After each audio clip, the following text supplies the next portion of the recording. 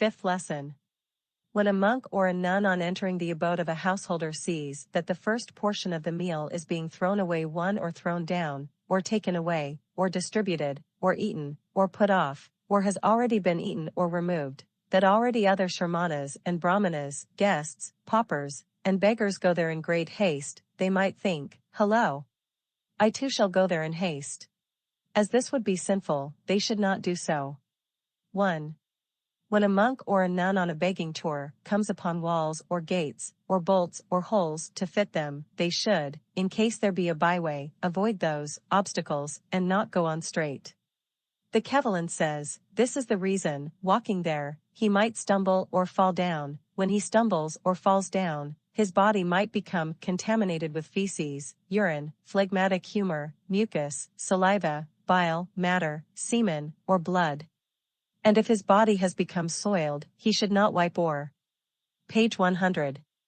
Rub or scratch or clean one or warm or dry it on the bare ground or wet earth, or dusty earth too, on a rock or a piece of clay containing life, or timber inhabited by worms, or anything containing eggs, living beings, and see, down to cobwebs, but he should first beg for some straw or leaves, wood or a potsherd, which must be free from dust, resort with it to a secluded spot, and on a heap of ashes or bones, and see 2:1:1 section 2, which he has repeatedly examined and cleaned, he should circumspectly wipe or rub, warm or dry, his body. 2.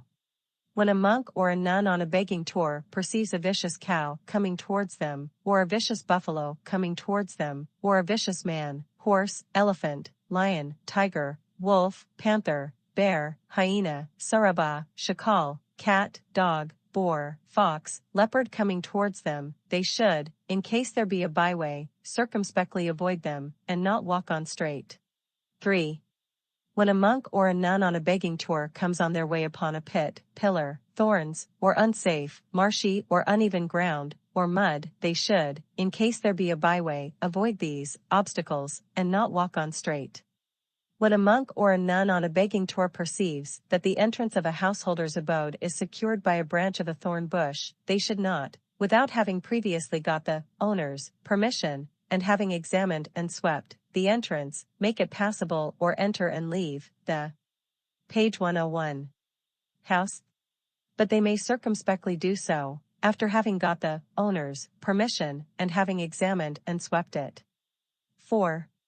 When a monk or a nun on a begging tour knows that a shramana or a brahmana, a guest, pauper, or beggar has already entered the house, they should not stand in their sight or opposite the door. 1. The Kevalan too says, this is the reason another, on seeing him, might procure and give him food, and see. Therefore it has been declared to the mendicants, this is the statement, this is the reason, this is the order, that he should not stand in the other mendicant's sight or opposite the door. Knowing this, he should go apart and stay where no people pass or see him. Another man may bring and give him food, and see, while he stays where no people pass or see him, and say unto him, O long-lived Shramana, this food, and see, has been given for the sake of all of you, eat it or divide it among you. Having silently accepted the gift, he might think, well, this is just enough for me. As this would be sinful, he should not do so. Knowing this, he should join the other beggars, and after consideration say unto them 3, O long-lived Shramanas, this food, and see, is given for the sake of all of you, eat it or divide it among you. After these words another might answer him, O long-lived. Page 102. Paragraph continues, Shramana, distribute it yourself.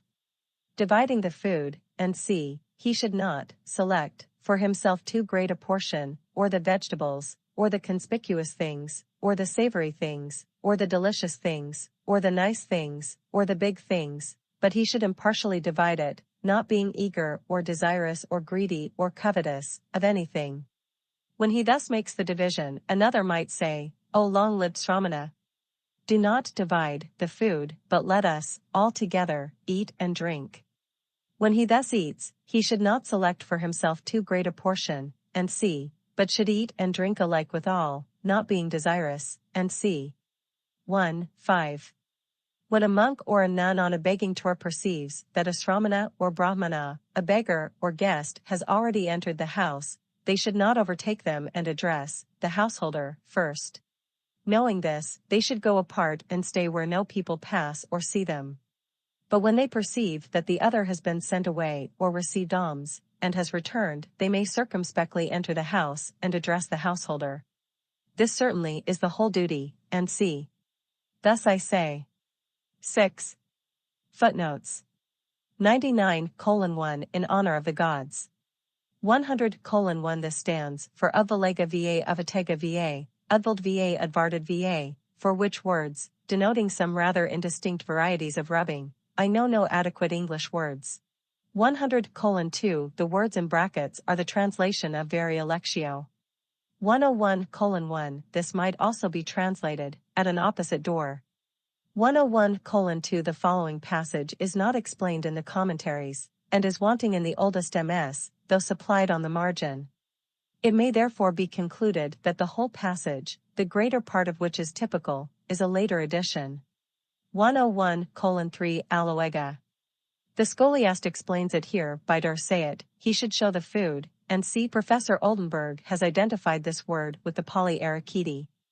102:1 The scholiast says that the way to procure food, and see, as described in this paragraph, should only be resorted to under pressing circumstances.